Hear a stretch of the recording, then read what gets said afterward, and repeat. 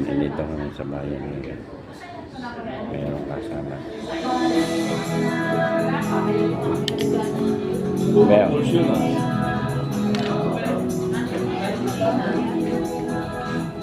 Ayan ang aking pamangking gwapo. Ngayon ako dito sa gabi. Saan? Bakit? Nangangapat. Nangangampanya baga? Palang araw ng Parlament sa darating na October 4 tuwing muli natin masasaksiyan ang sigara ng ating bayan sa muling pagdiriwang ng araw. Sa ilang festival na may tema Una siya, yung una tumagal dito. pagsulong ng pagkaka, turismo at kaligayahan. Yan ang tatay. Aming inimbitahan Ang babae.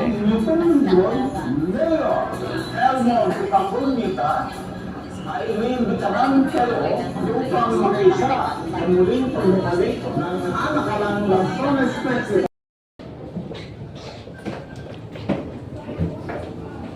Pwede na po dito. Pwede din po doon or dito. Ba't basa kasi ng kaunti? Ay.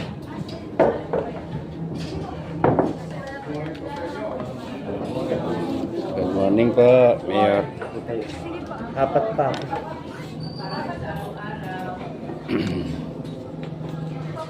Ayun po, isang kasala na siya po ang Mayor mga natin.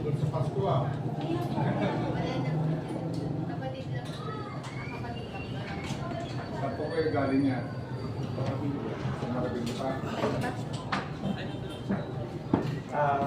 Nakakay pa po ba? Pwede naman po pumasok na lang. Isa lang, ilang po ba yun? Dalawa na lang po bakante. Bali apat po, dalawa pa po kasi dalawang darating.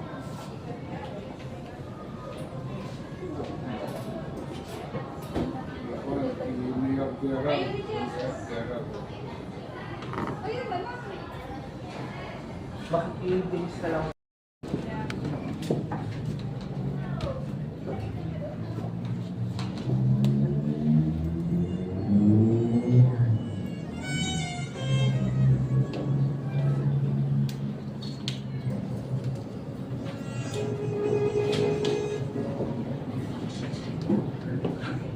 Magandang araw po sa ating lahat. Maligayang pagdating po sa tanggapan ng ating punong bayan kagalang-galang architect and civil engineer Morby Tapokita para po sa kasalan ni Ginoong Miguel Lorenzo Jaime Gardon at ng kanyang magiging ginang na si Binibining Realing Suazo Obel. Sa putok po ito, kinikilala po ang mga magulang, ganyan po ang mga tumatayong saksi sa kasalan ito, ang mga inuwatinang at ang iba po mga balang inang. Lahat po inahiyang tumayo upang salubungin po ang mga ikakasal ngayong araw na ito. Atin na pong pasalubungan ng masigabong palakpakan si Ginoong Miguel Lorenzo Gardon at Binibining Realing Suazo.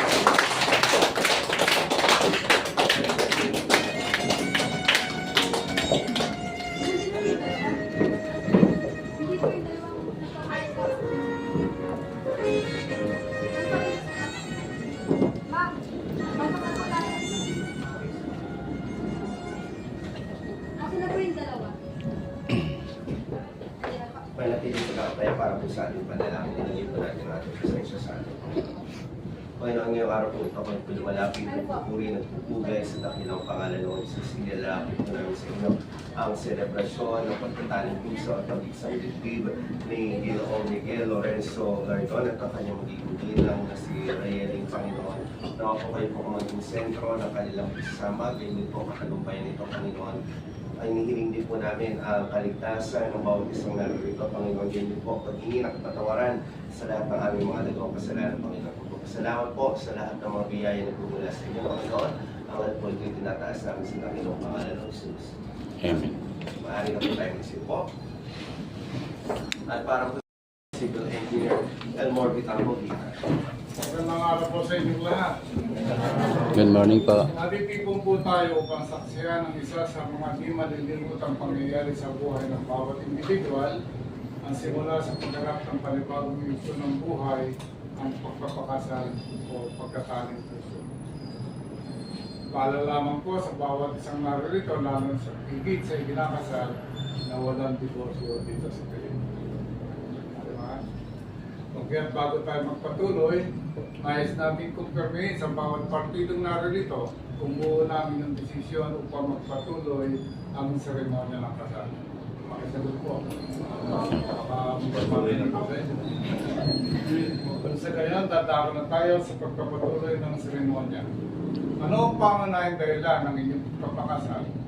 Pagmamahal ay walang kondisyon o dahilan kung tunay mo siyang minamahal, kahit sino man siya, siya at siya pa rin.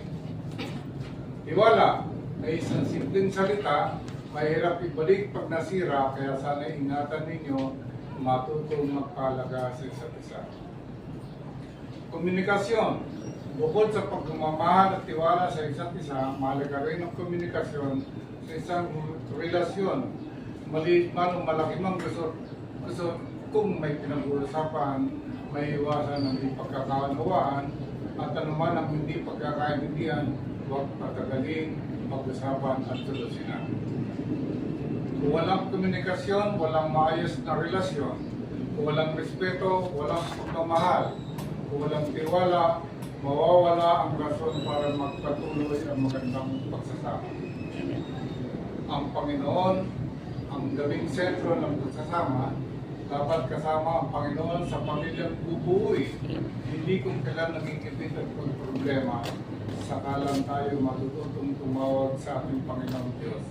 Kung kasama natin siya sa araw-araw nating buhay, magiging magaan ang araw ng pagdaraan ng mga araw at anuman ang naisin natin, minsan di mo pa hinihiling, ay mapapasayo na ang mga biyan. Pagiging responsable ng mga magulang, maging mabuting magulang sa inyong magiging mga anak, sa inyong balikat, nakasalalay ang pinabukasan ng inyong magiging sukli.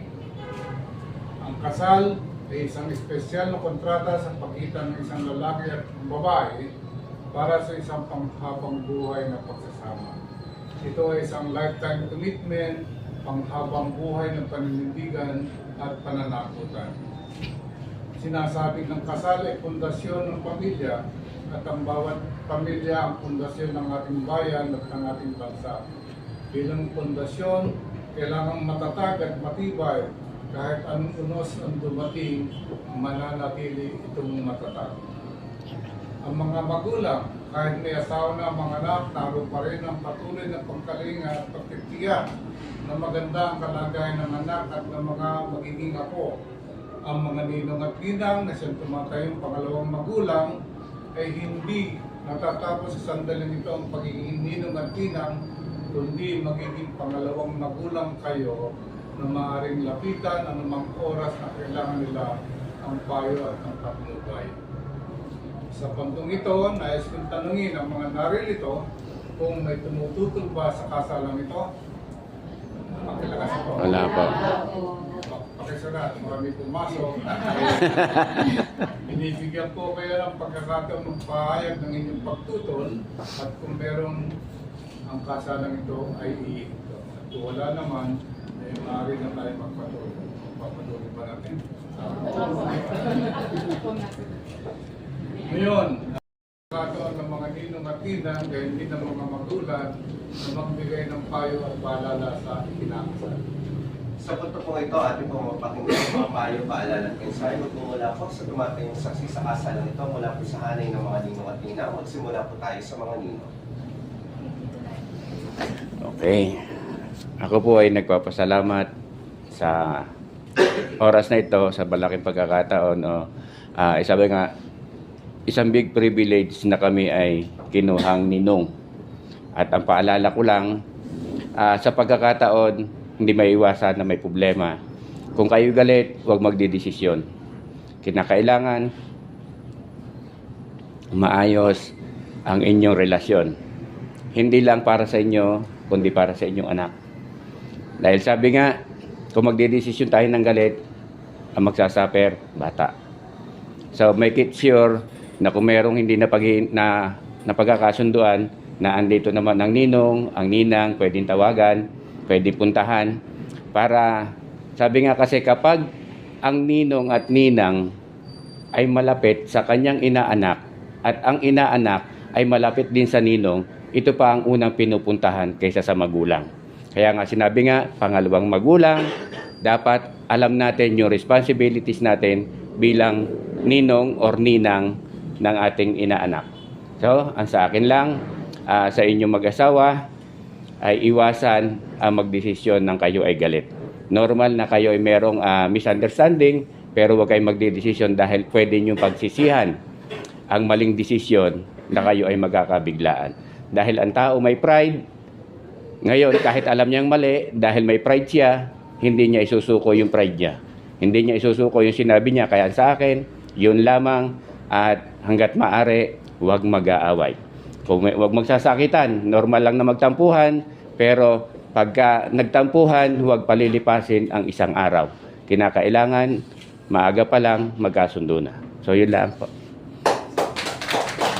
Maraming salamat po. Wala naman po sa kanino mga ninang. Ako po, ang nasasabi ko lang sa inyo, maraming salamat. Ay, congratulations, sana ay kabaan yung inyong pagsasama at bagong anak. Huwag kayong away, kung may problema, kailangan, solve pa rin na. Kasi, abang-abang kami sa inyo mga anak. Thank you po. Maraming salamat po sa punto pong ito atin ang pumapakinggan ng mga payo pala natin. Sabi mula naman po sa mga magulang na kinakasal mula po sa partido ng lalaki.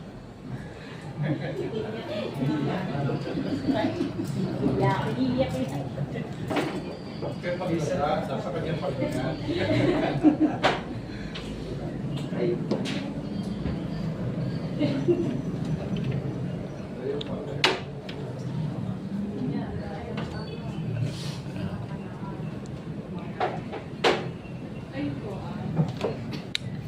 Siyempre, mag-aalagaan kayo sa isa't isa.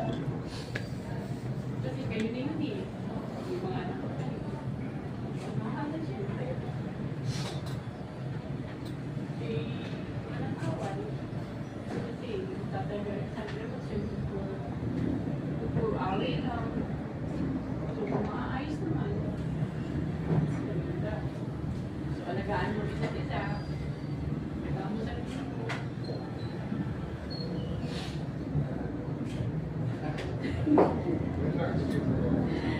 Yun pa rin, Rhea. Yung anak nyo, siyempre, yung anak nyo ng ayos at may pagdalang sa inyo. May mabait sa inyo. Mga nalulungkot na. May pagdalang at higit siyempre, i-ansap ako mo. Tumakin po mga Diyos. Mag-anak.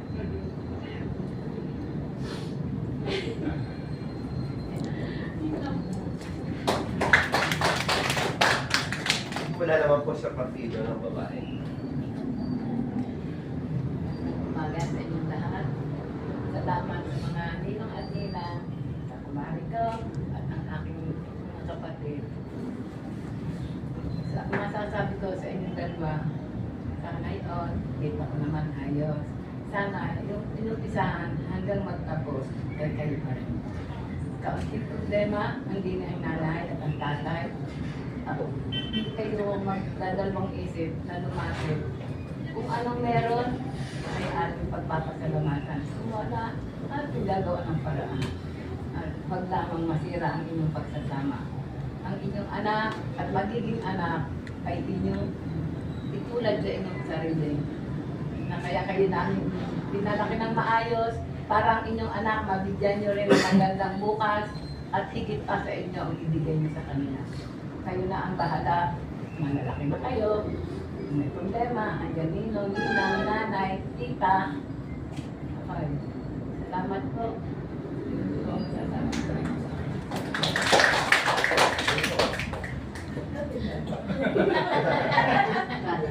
Alam mo, hindi ka na. Ang masasabi ko lang, magsalat sa Panginoon. Sa mag-asawa nito, ay gusto ko mag-carry. Kaya ko lang, hanggang sa huli sila pa rin. Di-ensure naman, sa ngayon, makatutok mo talaga. anak lang. Iba. Oh. Ay huwag kang mabibigyan sa mga ganong piro na para kayo maging maayos magkakaroon ang pagkakama. Nila ako maging maligaya sila. Maraming salamat po. Ngayon naman, binibigyan naman ng pagkakataon ng itinakasal na magpalitan ng pangako sa isa't isa. Inaanya po ang lahat at tumayo upang saksiyan at mapalitan ng pangako na ito.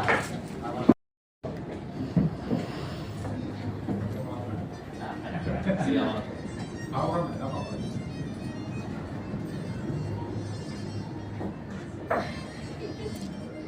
Ngayon, sa harap ng mga mahal natin sa buhay, pati na rin sa ating Panginoon, Rialin Suaso, sa mga pangalan na sa iyo, na siyempre, pangako at mamahalin ka, hindi lang sa mga pagkakataon na tayo masaya, walang problema. Kasi sa mga story days, mga kamigulan, laging yung susuportahan, lalo na sa mga bagay na gusto mo, sa mga passion mo, alam mo yan. Gusto mo pang mag-ano ulit, okay. Susuportahan kita kahit anong gusto mo, basta para sa'yo or para sa pamilya natin, lalo na mga tapos, siguro hindi ako yung nagiging best na asawa sa mundo. Pero gagawin ko yung best ko para mapanatiling maayos, masaya, matatag. At laging makasentro ang Panginoon Diyos sa pamilya natin, sa relasyon natin. So, pagpatuloy natin yung samahan natin, yung sabay tayo nagpupunin sa Panginoon Diyos. Ayun. Gagawin ko yung best ko para sa pamilya natin. Although lumaki ako ng walang tatay, alagaan ko, ingatan ko yung anak natin at mga magiging anak natin sa parang talon ko. Sa'yo. I love you. I love you. Rialin Suaso. I love you.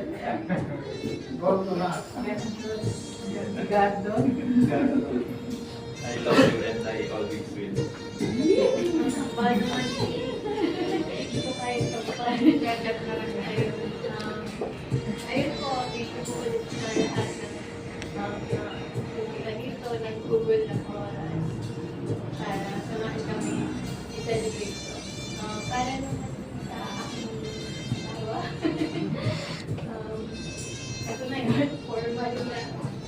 Matagal mo na pinagsabi na. Ito rin tayo sa wakas. Pinapangako ko na ako yung magiging navigator. Navigator na literal sa kasabuhay din, siyempre. Pinapangako ko din na magiging asawa mo ko na matapad, na pagkakatiwalaan, na ikaw lang yung mamahalin. Pinapangako ko na hindi ka sasaktan, na ikaw lang yung iyong honor. Pinapangako ko yung Miguel na lahat sa lahat ng oras, sa lahat ng pagkakataon ay nasa taas tayo at nasa baba. Nasa likod ko lang ako, nandito lang ako, nandito kami na tayo. Hindi ka namin ibitawan, hindi ka namin ibitawan.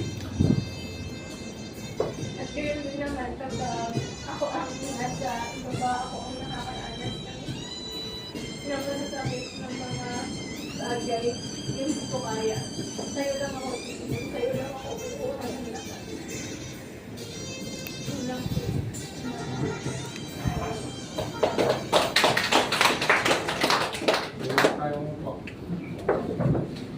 Noong panahon yan, sinabi ni Jesus sa pagkimula sa liputan, niya sila lalaki at babae. Dahil dito'y iiwan ng lalaki ang kanyang amatina at magsasama sila ng kanyang asawa at sila magiging isa. Ang pinagsama ng Diyos, ay huwag paghiwalay ng tao. Kaya kayong mga lalaki, mahalin ninyo ang inyong asawa kaya na inyong sarili. Ang mga babae dapat pasabot ng lubusan at ikalang pasabot. Teka na.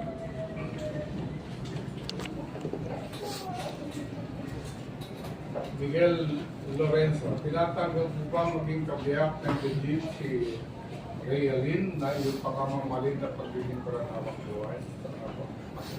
Opo. Yan. Realin, tinatanggap mo ba maging kabiyak ng belief si Miguel Lorenzo na iyong pakamamalit na pagbibig para ng habang buhay? Nangangako ba kayo magsasama sa hirap at ginawa? Opo. Sa kaligayahan at kalungkutan? Opo. Sa pagsubok at tagumpay? At magkasama maglalakbay sa landas ng buhay? Nangangako ba kayo magkatuwang nababalikatin ng mga responsibilidad sa pagtataguyod sa inyong magiging mga anak? Opo. Lang tayo sa sense. Harap. Ang sinsing ay sumisimbolo, sabihin ko. Ernesto Rosales, Jessica Camatoy,